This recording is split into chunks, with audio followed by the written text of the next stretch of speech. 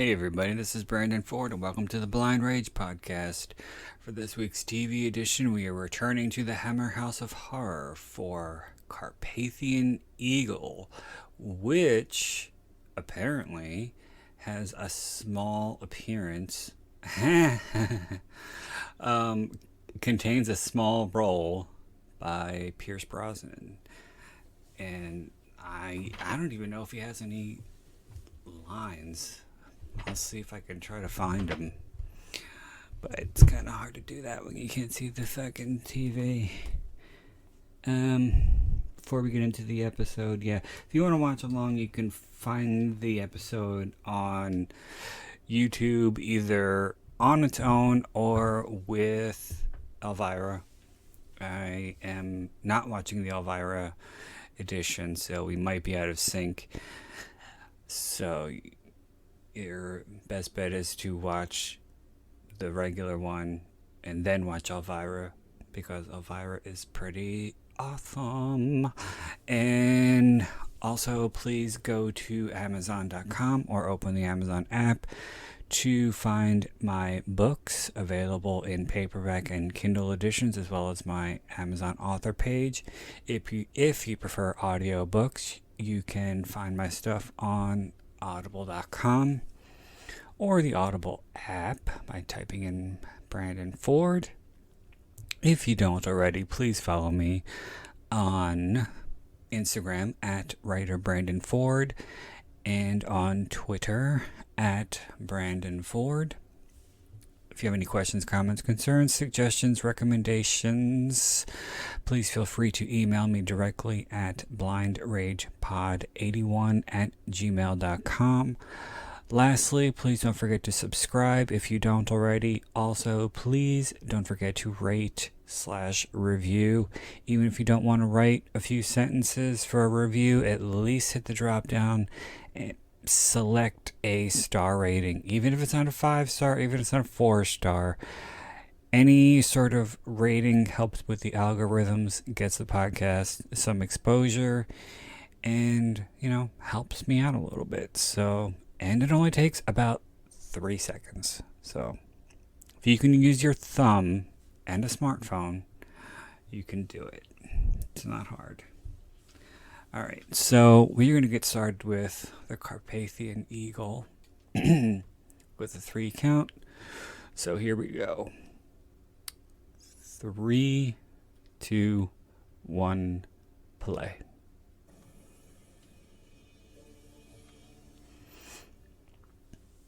This was an episode that it seemed was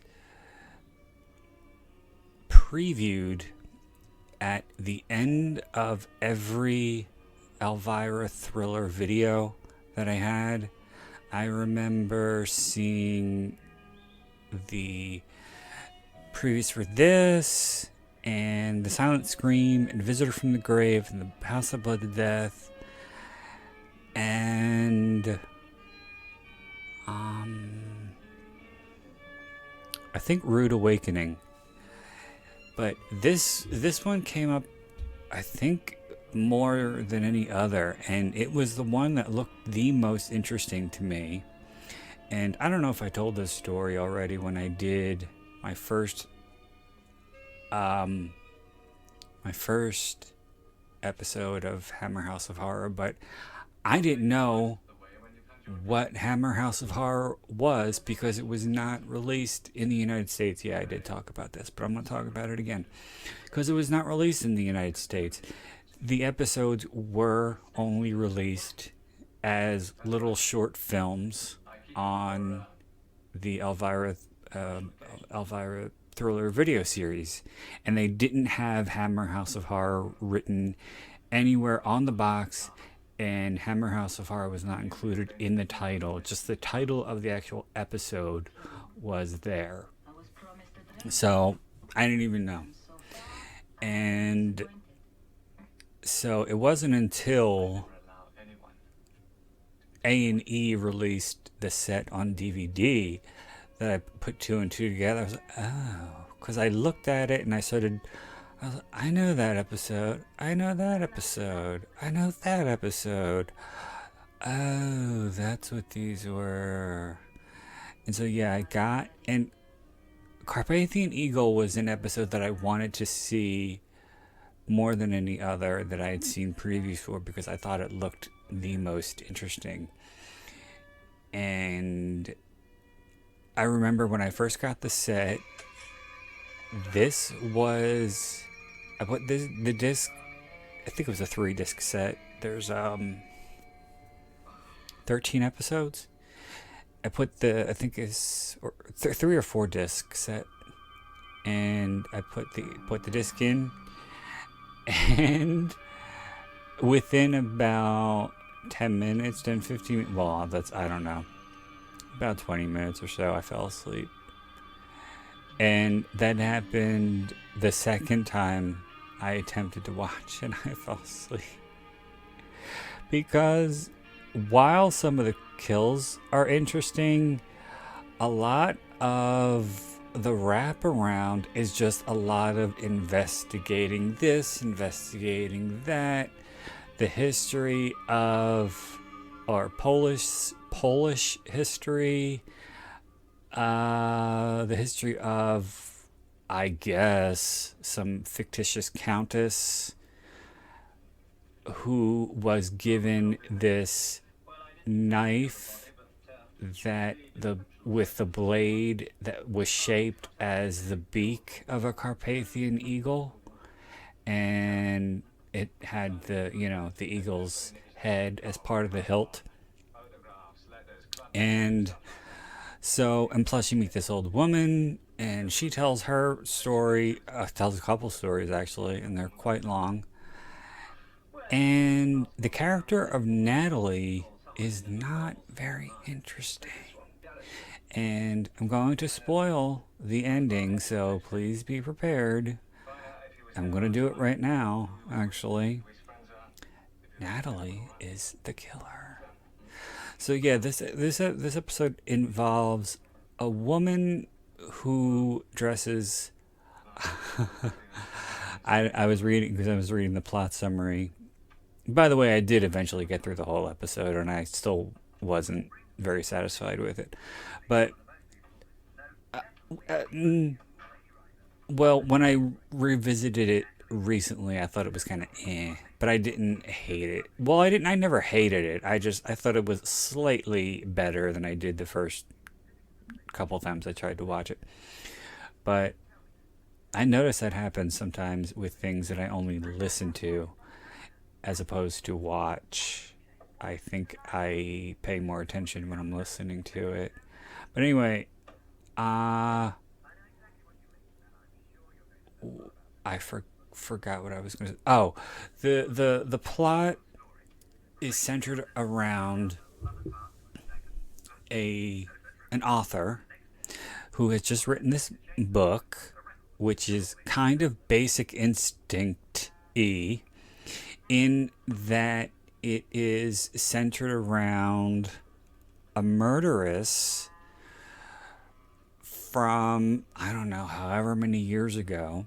And she kills all these men, and she cuts out their hearts with this knife that the blade is shaped like the beak of a Carpathian eagle. And she is, of course, interviewed because they think, oh, this is kind of weird. And I think that just like Sharon Stone's character in Basic Instinct, she thought that the book would be her motive, and it kind of is, to a degree, because she gets sloppy at one point and she almost gets caught. And it kind of is, because they never really suspect her. They just think that, oh, these murders of these men are very similar to the murders of the men from this evil countess from Poland, I think. And this author of this book, what's her name, Natalie Bell or some shit, she clearly knows a lot about her because she wrote a whole novel that censored that is I think it's a fictionalized account of her murderous spree. So this detective, and I'm not really one for police procedurals. Um, I can't stand police procedurals, but this is not really a your average police procedural. Probably because it's English, and all American police procedurals look the same to me. And so yeah, this detective, I forget his name. It'll come up at some point. Yeah, so Natalie claims to have gotten all of her information about the Countess from this elderly woman who is a direct bloodline of the Countess, and she claims to be the final descendant of the Countess. But she's not, she's lying. She has a nephew who, I don't know, is drag queen politically correct anymore? Can we still say drag queen? I think we can because of RuPaul's Drag Race. I think we can. But he is a drag performer who is an immigrant from where? Germany? And I think he escaped some very nasty Nazis who were. They don't really come out and say it. There's a lot that they don't really come out and say because I don't think they could say at the time. But I think that he was not ostracized, but he was treated unjustly because of his lifestyle. And so he fled to England to live with his I guess she's his great aunt or something. And she's woke, and so she's cool with whatever he wants to do. She takes pity on him for all he's suffered and endured, and she says something about he's an artist and he should live his life as he wants, or something like to that effect. And you see him later, and he performs in drag, and he lip syncs to, I guess, is some sort of English standard. And because he is kept hidden in this giant house that this woman, um, his aunt, lives in, it is. He's kind of a red herring at first, and they think you're led to believe that perhaps he might be the killer in drag. Um, but that's no, that's not it. Um, when you see Natalie, they tried to frumpy her up a bit. They gave her these like granny glasses, and I don't think she's wearing any makeup from what I remember. And think, I think she's wearing a wig, and it's not a very and like the hair is like kind of like frizzy. She's made to look unattractive, and it kind of works because you really, and plus when she talks, when she's in this other personality, she has this very thick, I guess Polish accent. However, it does kind of go in and out, and you can hear her real voice if you're listening for it, and you already know that she's the killer.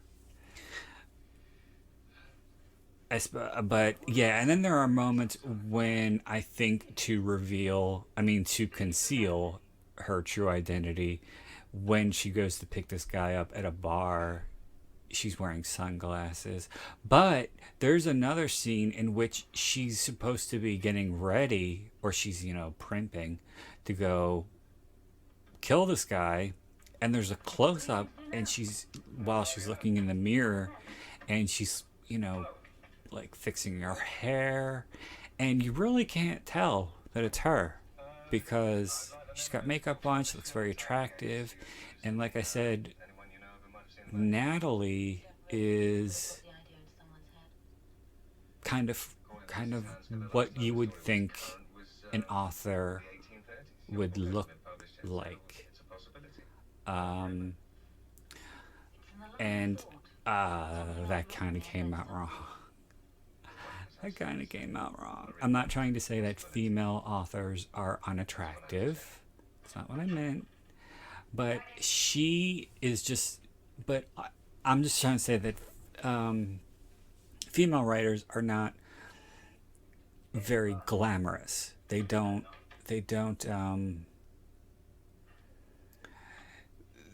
You wouldn't see like Danielle Steele on the cover of Vogue. Is all I'm trying to say. And I think what they made Natalie appear as is what the writers of the show, first of all, assumed that all female writers look alike, and they also did what they could to conceal her identity. I wonder if she was wearing prosthetics, if she had a fake nose on or something like that. But I doubt they would have gone to those extremes to hide her. But I think those glasses, because they're so fucking big, and they're like granny. They're those old granny glasses. I don't know what they're called. There she is. And she's doing the accent now. You know, you should be doing commercials for caviar. Oh, yes. I can never resist the challenge. Yeah, she's wearing sunglasses here. Would you like me to take them off? Oh, there's no answer to that. There. I just spent myself a bottle of Mouton Cadet to make you laugh. Now I've won. You've got to share it with me. You want references? This is one of the, because the clips that they showed at the end of Elvira's thriller video episodes were not so much trailers, but they were just like a series of like 3 or 4 clips per episode. So yeah, you see her meeting this guy Andy, who goes by Randy Andy, in this bar, and I believe that he is the victim who ends up being the one who she attacks while she's all glammed out in her makeup and her hair, but she's wearing this hideous outfit. But I guess it looks something very cheap. Like when I remember when she walks, you could see the fabric is very stiff, and it kind of like moves a little bit. Like I don't know how to describe it because I'm not like a fucking. Wait.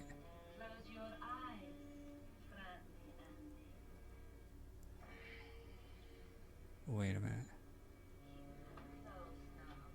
No, this isn't it. I think this is Are You Ready for This? Keep your eyes closed till I say. Here it is. Wait. Oh no. Oh no, she doesn't say it. That was the wrong part. But yeah, there's this one part where she says, "Are you ready for this?" And she stabs him. But that is her thing. That's part of her MO. Is she leaves the room. She goes to get changed. She goes, does the whole, I'm going to go slip into something more comfortable thing. And then as she's coming out, she says, keep your eyes closed. Fuck that. I would never, first of all, I've never gone home with anybody I've never known because I don't live. I've I've never lived. I've never had a life. Yeah, but I've never gone home with anybody I never knew. And if I was in someone's, well, they were in his house, so I guess he felt safe. But if I was in somebody's house, or even if I was in my house and I brought somebody home and they were in the other room and they said, I'm going to come out now, keep your eyes closed. Fuck that. No, I don't know you. We're going to have sex, but I'm going to look at you. Well, I can't even do that. See? Oh, God. My fucking choice of words is so poor with this episode. I don't know what the fuck I'm saying. Probably because I just recorded another episode back to back with this one. Yeah, so in between, sandwiched in between the killings are, so it's like this episode almost has a formula in that the scenes are broken up into murders, investigations, and it kind of goes back and forth. And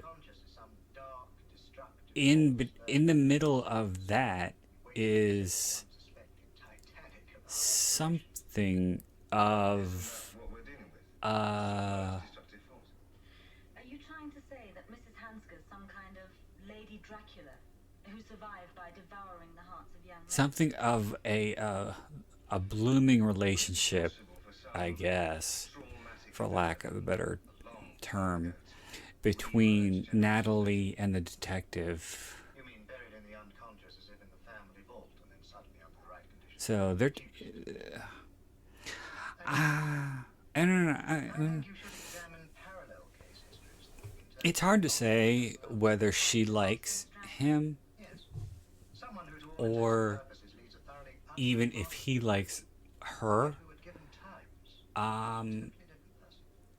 With character because you don't know if she wants to kill him to remove murderous characteristics. any Each of these personalities loose ends, I guess you could call them, will involve or to stop him from the wolf takes out romantic imagery. finding her out, and Or in this case, he could be extending himself to her useful to know more about because he My research wants to get his man, extensive. so to Would you like to speak, read them? because he thinks that there's a chance that it could be her. getting back. Could I possibly borrow? They're with my typist just now. See, when you hear her voice right there, she sounds exactly like she does when she's in Help yourself to a drink. fucking Countess mode. Can you get some time off tomorrow? Yeah, there's like I'll be getting my notes back during the day. there's an inflection in her voice that she does when she's trying to be sexy, and she like brings it. At the pub with the girls? She like brings it down to a register, like to about here. I know this doesn't sound very sexy, but it's like this is kind of where she brings it when she's trying to be seductive. And then when she's talking normally, she sounds different. But and when she's doing the accent, she brings her voice down to that register, and you can hear her real voice because she can't really do the accent all that well. I've got what I need from the embassy. I'll be within half an hour. Roger, Dodge. I'll still be here. So I mean, if you pay close enough attention, I mean, it's pretty obvious that it's her. But like I said, this was an episode that I wanted to see more than any of the other thriller video episodes. And this is a really dumb anecdote, but I'm going to share it anyway.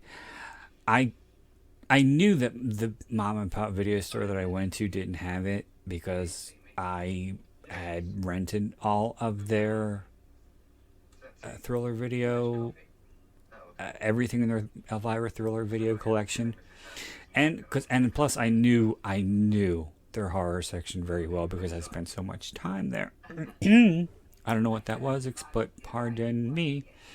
I spent so much time there, and yeah, all of the thriller video selections were big box, so they took up like the whole shelf. And yeah, so I knew what they had and what they didn't have, and so I I've spoken about Blockbuster before, but this is apropos. I wouldn't go to Blockbuster because it was so fucking far. Well, to me, it was like right about 13 blocks, which is like a little over a mile. And that's kind of far if you're hoofing it. It's not too bad if you're riding your bike, but I wasn't always riding my bike because I only rode my bike in the summer. And so I would only go if they had something that I really wanted to see. And as I said before in probably a few commentaries, Blockbuster was where I would go to rent the majority of the Maria Ford movies. And I remember they had a book, like a this is the nephew doing his drag performance. They had like a huge telephone book video guide, and you could. It might have been the Video Hound's Golden Movie Retriever, actually, now that I think about it. And you could look up, movies that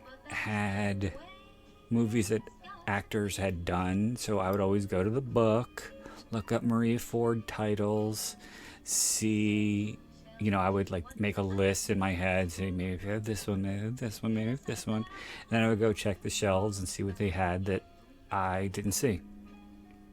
That was generally what I would do.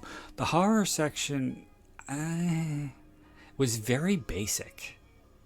I know they had like all the Elm Streets. I don't know why, but I remember Headless Eyes popping out at so to speak.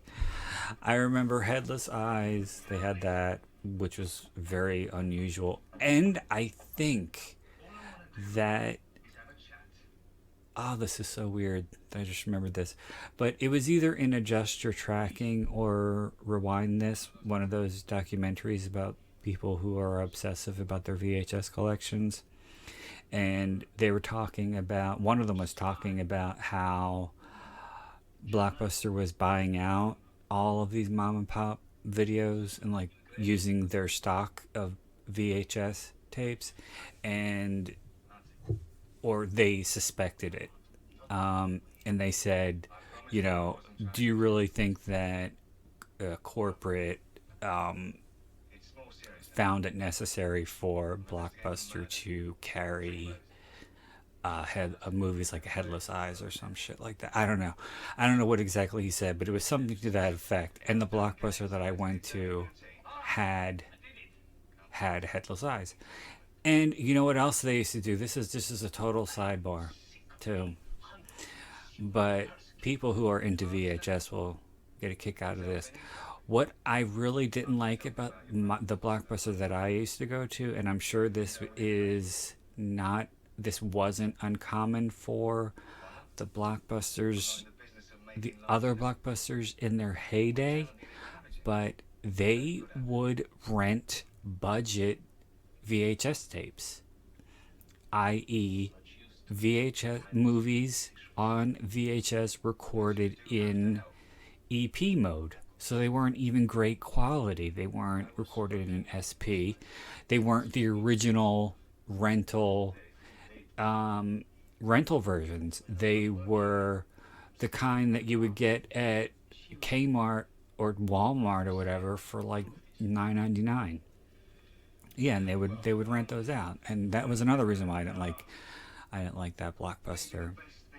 And yeah, like I said, their horror section was less than stellar, and they really didn't have. I think they had a couple of the thriller videos, but they might have been ones that my video store already had.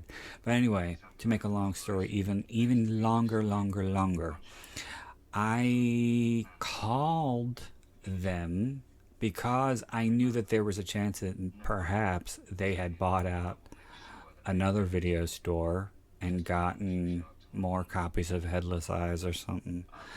And I thought that there was a chance that maybe they'd gotten Carpathian Eagle.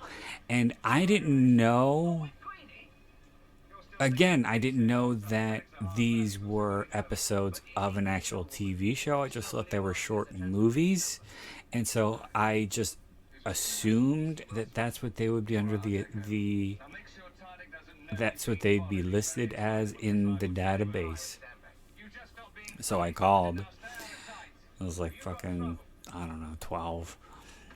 Do you have Carpathian Eagle? What, huh? I'm looking for a movie called Carpathian Eagle. I swear to God, the girl on the phone said, "Let me guess, it's for school, right?"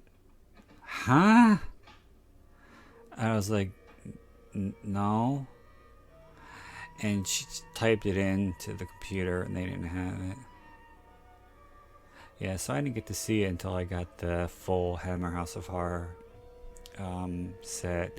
But I think because it had a European title, or it sounded like it could be a European movie.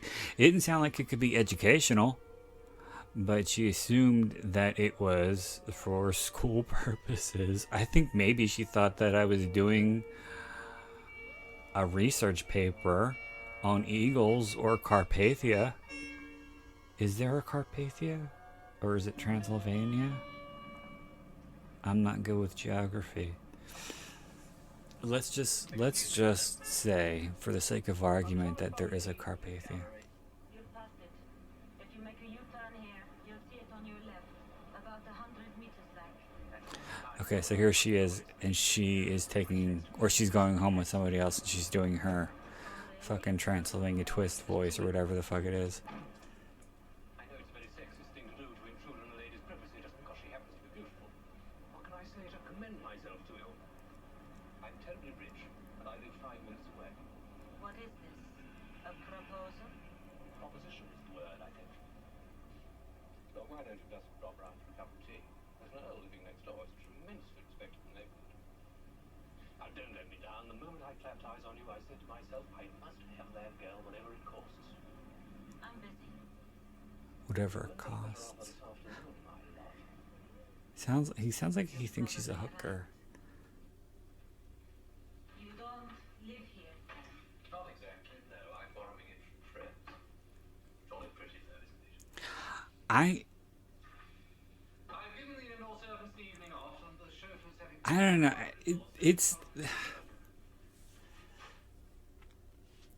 Are you getting ready? I don't know. I think this is the kill where she says, "Are you ready for this?" But I think that Lie down and close your eyes. there you go. Close your eyes. She's gonna cut your heart out with a fucking giant I'm going to surprise you. knife in the shape of a beak. I think that it is. Are you ready for this? Are you ready for this? No, that's not it. Wait a minute. No.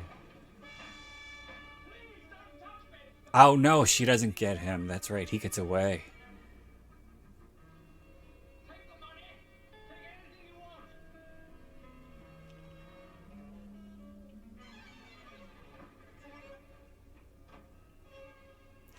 See, the whole thing about her is you can probably easily fend her off if you just opened your eyes. Closing your eyes, that really, really puts you in a vulnerable position because the knife is not that big. All you got to do is open your eyes or peek and see this crazy bitch with this knife and fucking kick her in the teeth, and you're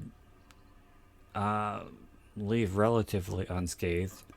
But what I was going to say was, I think that it is perhaps a. I think it is perhaps the limitations of the writer of this particular episode, because, and I say that because the men who end up being her victims, those that is who try to or who do pick her up, like in bars and in public settings, and like the Randy Andy character, at least from what I remember anyway. And this guy here, wait, I think this is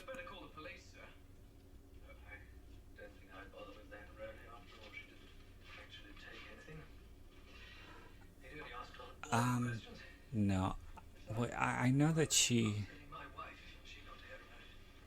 Yeah, he was cheating on his wife. I think she goes after I think she goes after Pierce Brosnan after she doesn't succeed in killing this guy. But what I'm trying to say is, I don't think that the writer had a good ear for changing up the voices of the characters, in particular the male characters, which leads me to believe this might have been written by a woman. I should check that. But all of the male characters kind of sound the same. And I'm not saying that women are bad writers, and I'm also not saying that women are unattractive, especially women authors. Again, I want to reiterate that. I want to alienate my clientele, not my clientele, my listeners, even though like 83% of my listeners are men. But all of the men who pick her up and try to seduce her or take her home or whatever have you, they all sound the same. And they don't use, except for the guy in the very beginning who's kind of aggressive, the guy who picks her up when she's hitchhiking, and he says, you knew that you were going to get more than a lift into town, didn't you, or some shit like that. But the rest are kind of cutesy and playful, and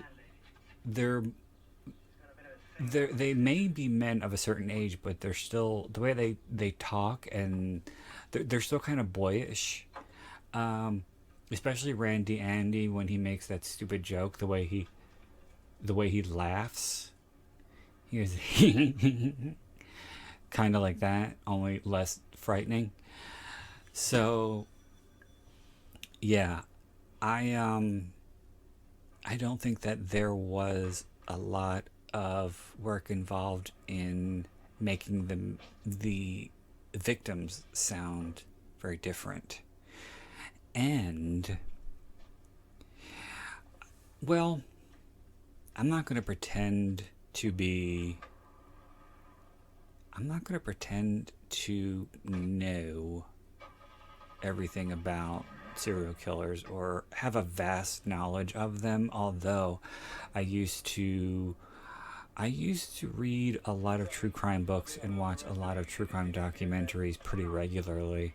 But I chose to focus more on, as far as my reading goes with audiobooks, stuff that would be for more entertainment purposes as opposed to educational, which kind of sounds bad. But podcasts and audiobooks are my primary source of entertainment. And then you got movies that either are or aren't audio described. So what I was going to say was, I would think that if you're a serial, wouldn't it be, I don't know, wouldn't it be wise to kind of like throw the police off, or at least confuse them? But if you're a woman killing a bunch of men who all have a certain kind of they're all a certain age, or they frequent certain places, or they're generally married, or have illicit affairs, or these all seem to be her type. I think that if you want to throw the police off, wouldn't it be smart to like throw like a woman in there or something? And kill her the same way. So you'd have to kill her the same way. You'd have to use the same knife. You'd have to cut out her fucking heart and leave her lying in the bed. Then the police will be like, what? What the fuck is going on here? You carry on. I'm just going out to get something to drink. Okay. No, won't take a minute. The shop's only in the high street. Well, tell me what you want. Go on.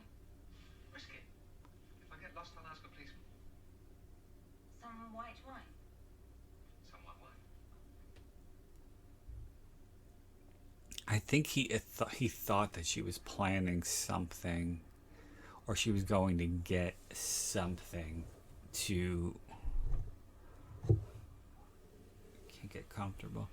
She was planning something to... That's where I'll be. to kill him. Or, so he insisted upon getting the wine, and she said it's only a drive or a walk down the street or some shit like that, and he's in the car now, and he's on the radio with the fucking precinct or whatever, calling in what he's doing. And I think she knows that he's on to her. Ready, darling? Wait, what is this? Close your eyes. Uh-oh. This might be the Are You Ready for This, the famous one. Stand still, man. Just stand still. Go on, Morgan, search it.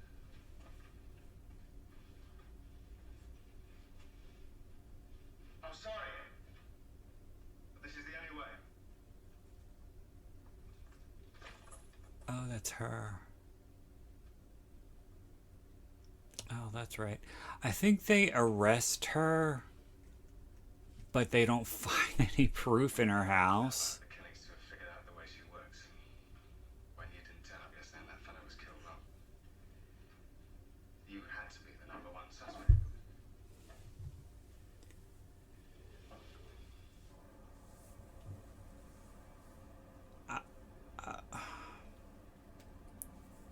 I don't know exactly what they were looking for as far as proof, because there was no DNA in 1980. So what were they looking for? Like, you know, bloody clothes or the eagle knife? Need to make some tea. I don't know what they were looking for, but whatever it was, they didn't find it. 'Cause then they had to let her go, and she gets all pissed. Thank God that's over. Look, Natalie. Don't speak to me. Don't look at me. It's like, how dare you think I'm the murderess when I am the murderess?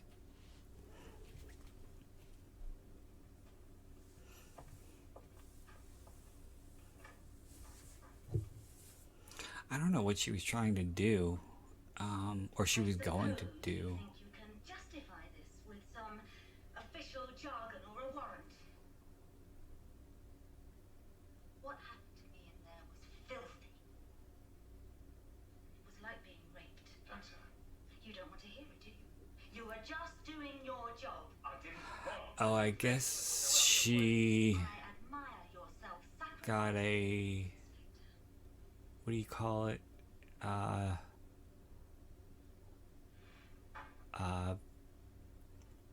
Fuck. What are they called when they like Say you're sorry. examine your orifices when you get arrested? The fucking whatever. But I guess that's what they did. And what the fuck did they expect to find up her in her vaginal cavity or her anal cavity? What was gonna be up there that would say she is the murderess? I don't know, but we're closing in on. We're getting close to the end, so I want to make sure that I get this out because I want to talk about the ending because I don't like the ending to this one. I don't really like it much more than I like the ending to Growing Pains. But you find out that she is in fact the murderess, and that she committed all of Well, this doesn't make any sense because she committed all those murders for her book, but then the book is already published, so why was she still killing people? I guess to throw the police off. I don't know. But she was still killing people after I didn't mean to be spiteful. the book was published, because she was on a talk show to promote it. And so she got the inspiration for the book by talking to that Yes, it is. woman who was the descendant, the aunt of the who was he was what is a German or Russian More shopping to do. transplant, her nephew. Give me an hour. So she got all the inspiration from that woman, and the way it, who gave her all the told her all about the Countess, everything, and that's how she wrote that book.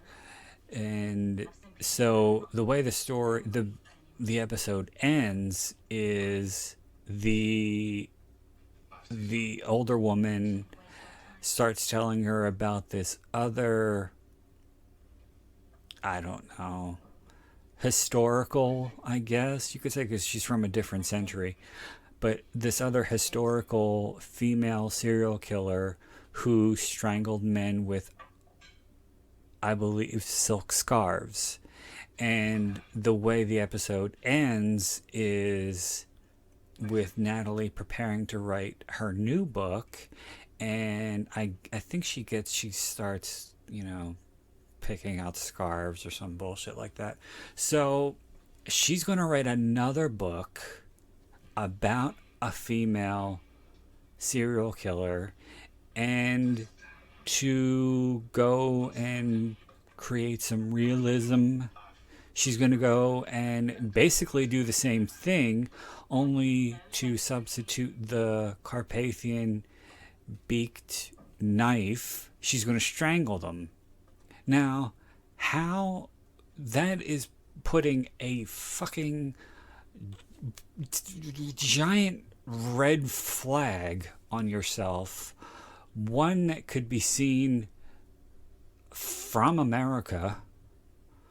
Okay, because this takes place in the UK. I want to surprise you. So wouldn't she think that's a little too obvious that she was not only the prime suspect in this murder case where the villainess of her book was committing all of these murders that were happening the same way, but now she's going to work on another book with the same thing. Close Oh wait, here comes. They're closed. I'm on my way.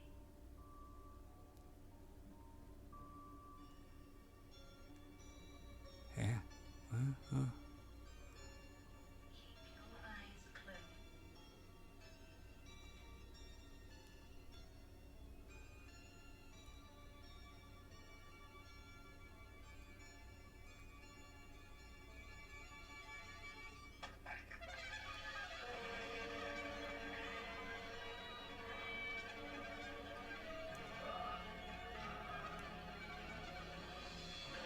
I don't even remember who the hell that was. I don't even remember if she kills the detective or not. By the way this music is so dramatic, I would assume that it was him.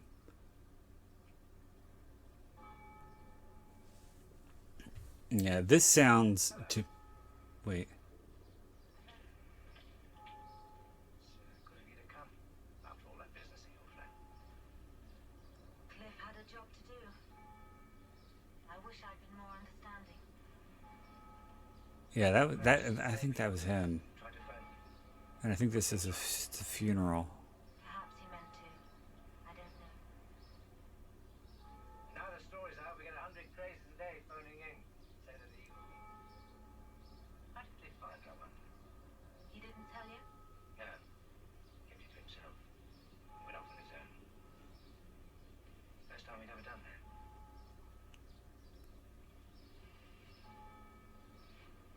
Well, go choose the lights.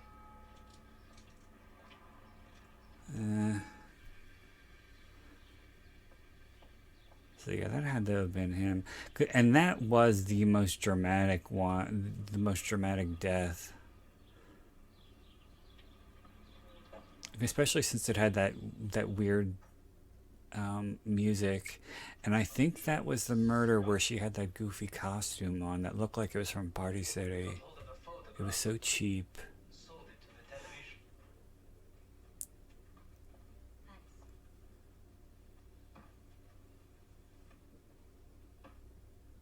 She saw her face on the screen when the story came out.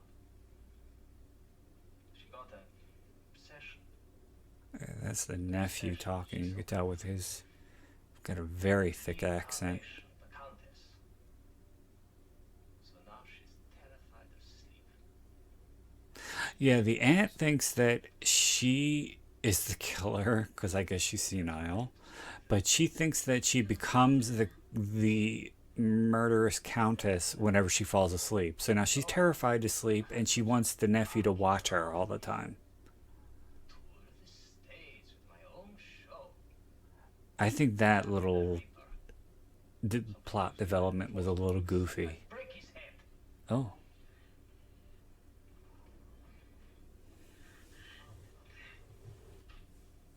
Got a visitor. It's all right, it's all right. You haven't moved from your chair. You have been here the whole time. Of course I have. Yeah, she wants to make sure that he was watching her the whole time. Hello to Natalie. Because she was going to sleepwalk and transition into a beautiful young woman and pick up a man at a bar and go and cut his heart out because, you know, she's physically capable of that. She's like 150. You didn't choose your ancestor. But she chose me. She lives in me. She lives in me, so she thinks she's fucking possessed now. This is just your imagination. It's just your You've been on your own imagination. too long, with too many gloomy thoughts. But now you have Tadek to take care of you. You'll be feeling much better, believe me. Natalie, stay with us. Even for a few days. It would be so good to have your company. We could become real friends. I'd like to, Tadek, but I began researching my new book, and it's going to take me a long way away. Yeah, so she's researching her new book. I, An interesting subject. Well, she wasn't a sister. Just one of the nurses. Did you ever see her? No, she was before my time. she's I think, yeah, that's the priest who was at the funeral. So she's getting all the information about the new killer from him. She used to like flaunt her body kind of thing when she was up close to them rich old. So it was a killer nun. No, he said she wasn't a sister, so she wasn't a killer nun. They'd asked her to come to their room, but she always said no. Wait until you leave, she said, and then you can take me to a flat. Well, these rich old boys was the kind who'd set up a nice-looking girl in a little love nest somewhere, so that was no trouble.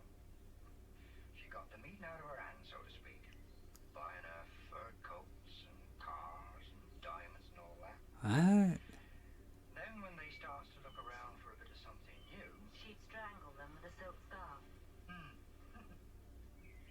you gonna do a television, huh? A book, actually. I think she'd make an interesting subject, don't you? Well, She said that exact same line a lady, but to him, I think, wasn't it? no one's throttling all them old boys. I'm almost positive she said that exact same line to him at the beginning of the scene. Just one of the nurses. Oh, she was a nurse at a church or some shit like that.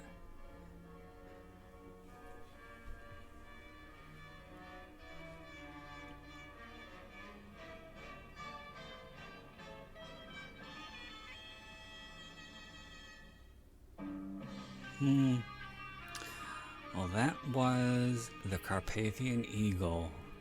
I want to say thanks as always for staying with me to the bitter, bitter end. Hope you enjoyed it. And I hope you'll come back real soon for more commentaries. So until next time, this is Brandon Ford wishing you all unpleasant dreams.